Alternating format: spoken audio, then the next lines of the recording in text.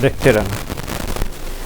चलो तो आज इसको पढ़ लेंगे, निर्देशांक ज्यामिति। ध्यान से दो, याद हो जाएगा। तो सबसे पहले हम चलेंगे ग्राफ के ऊपर, है ना। ये क्या है? ग्राफ है। इधर होता है एक्स और इधर होता है एक्स डैश, और ऊपर होता है वाई और नीचे होता है वाई डैश। जो एक्स चलेगा ये प्लस होता है और ये भी प्लस होता है, ये माइनस होता है और ये माइनस होता है। ठीक, प्रथम पद जब भी स्टार्ट होगा ये यहाँ से स्टार्ट होगा, समझ गए। प्रथम पद ऊपर से स्टार्ट होगा। काय के लिए फर्स्ट क्या कर रहे हैं? तो प्रथम पद यहाँ स्टार्ट होगा, द्वितीय यहाँ होगा, तृतीय यहाँ होगा, चतुर्थ यहाँ होगा, समझ गए।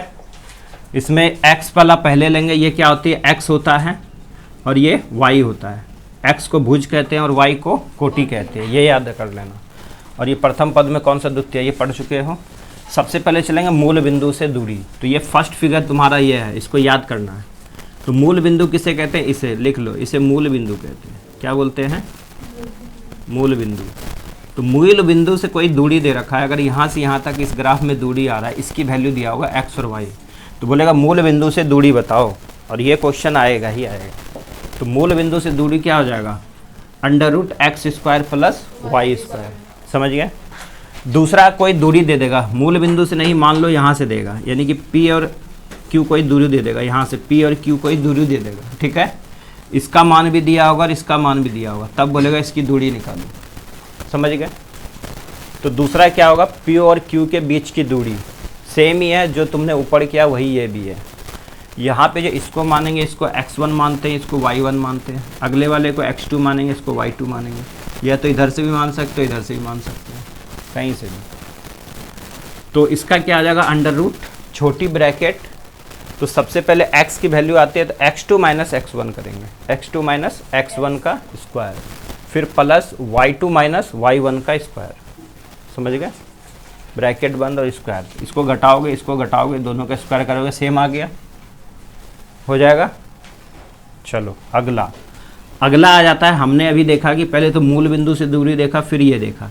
एक क्वेश्चन आ जाता है कि p और q दे रखा था, इसकी दूरी हम निकाल रहे थे।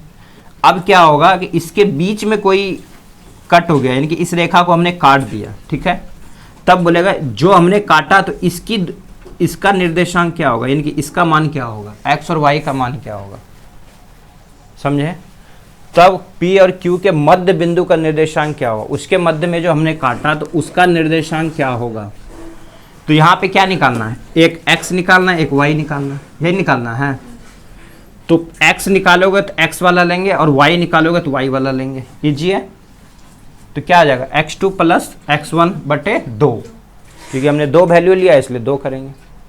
y को निकालेंगे y2 + y1 बटे 2। अब ये x2 कहाँ से आएगा? ये वाला आएगा x2। x1 कहाँ से आएगा? ये वाला आएगा, ठीक है। चलो अगला एक और क्वेश्चन आता है, 4 नंबर फिगर। यहाँ देखो, p और q हमारे पास मान था, ठीक है। हम फिर कहाँ पूछे? इसका मान निकाले ना।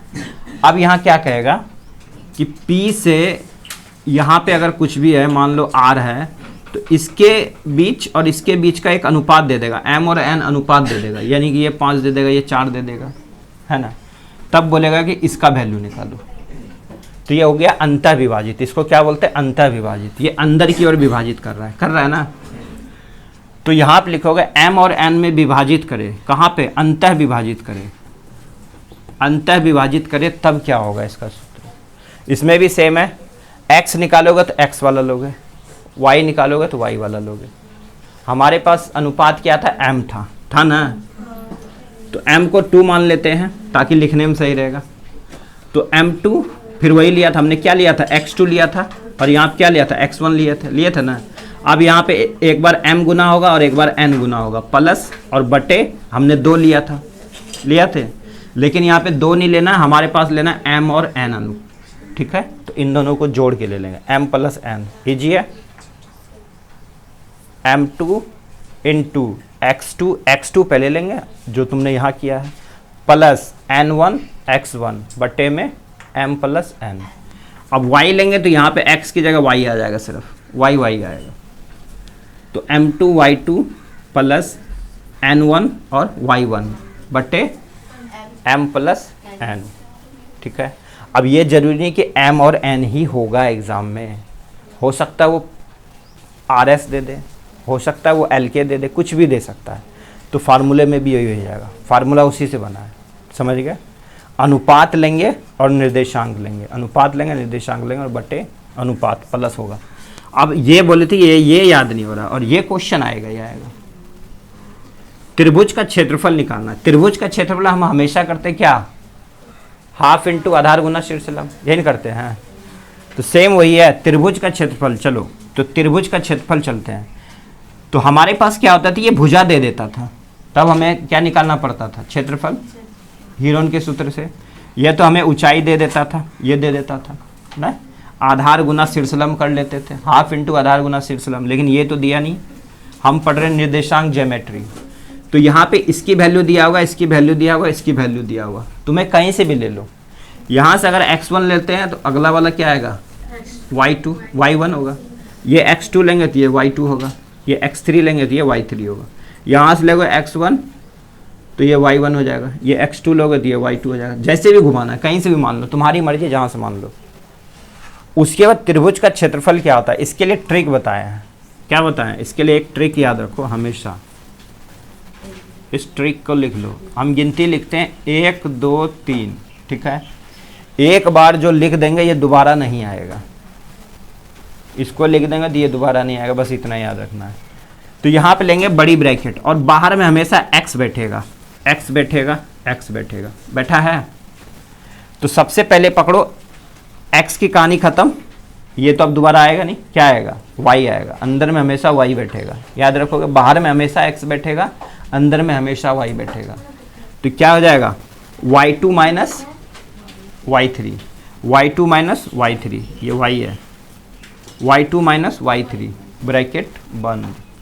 फिर प्लस लेंगे, फिर ये x2 आ जाएगा, x2 आ गया तब क्या आएगा, y3 minus y1, y3 minus y1। अब x2 हो चुका है, अब क्या आएगा, x3 आएगा, x3 आ गया तब क्या बचेगा, y1 minus y2, y1 minus y2। समझ आ गई, इसी ट्रिक से याद रखोगे। 1 2 3, x आ गया, बड़ी ब्रैकेट लोगे, x1 आ गया तो छोटी ब्रैकेट में क्या आएगा, y2 माइनस y3, फिर प्लस, फिर x2 आ गया तो अगले में छोटी ब्रैकेट में क्या आएगा, y3 माइनस y1, फिर ब्रैकेट बंद, प्लस, फिर x3 आ जाएगा। तो x3 आ गया तो छोटी ब्रैकेट में क्या आएगा, y1 माइनस y2, ब्रैकेट बंद और बड़ी ब्रैकेट बंद। ठीक है, इजी है, इसी ट्रिक से याद करो। घर में कम से कम इसको 10 बार लिखो जब तक याद नहीं होता है। सिंपल इस चैप्टर को बनाने से पहले इतनी याद करके दिखा दो तो चैप्टर आधे से ज़्यादा खत्म। इजी आता है क्वेश्चन। अगला, अब एक क्वेश्चन ये आता है, ये भी इजी है। ये आएगा गुरुत्व मान निकालो, यानी कि जी का मान निकालो, है ना। हमने यहाँ से जो शीर्षलंब डालते ये यहाँ कटेगा, इसका भी शीर्षलंब डालेंगे तो यहाँ कटेगा, इस रेखा से भी शीर्षलंब डालेंगे तो यहाँ कटेगा। जो ये बीच में बिंदु होता है इसी को हम जी कहते हैं, गुरुत्व केंद्र कहते हैं। क्या बोलते हैं, तो गुरुत्व केंद्र का मान बोलेगा। त्रिभुज में जी का मान निकालो, तो वही है एक्स और वाई की वैल्यू निकालनी है। तो पक्का है एक्स निकालना है तो एक्स वाला पूरा ले लो, क्या हो जाएगा। तो वही कैसे भी ले सकते हो, x1 plus x2 plus x3, जैसे भी लो सबको जोड़ना और बटे लेना है। नहीं तो यहाँ से लोगे x3, क्योंकि हम x3 क्यों लिए, यहाँ पे देखो सब में हमने उल्टा लिए है ना, इसलिए हम ये लिखे हैं।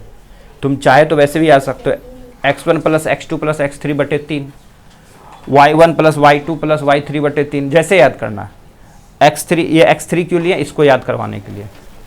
तो यहाँ पे पहले बड़े से स्टार्ट करते हैं, तो x3 plus x2 plus x1 बटे 3, y3 plus y2 plus y1 बटे 3। ये बहुत इजी है, बट याद रहेगा वहाँ तभी बनेगा। अब इस पे सवाल देते हैं और बन जाएगा। इसको और पूछना है तो कुछ बोलो।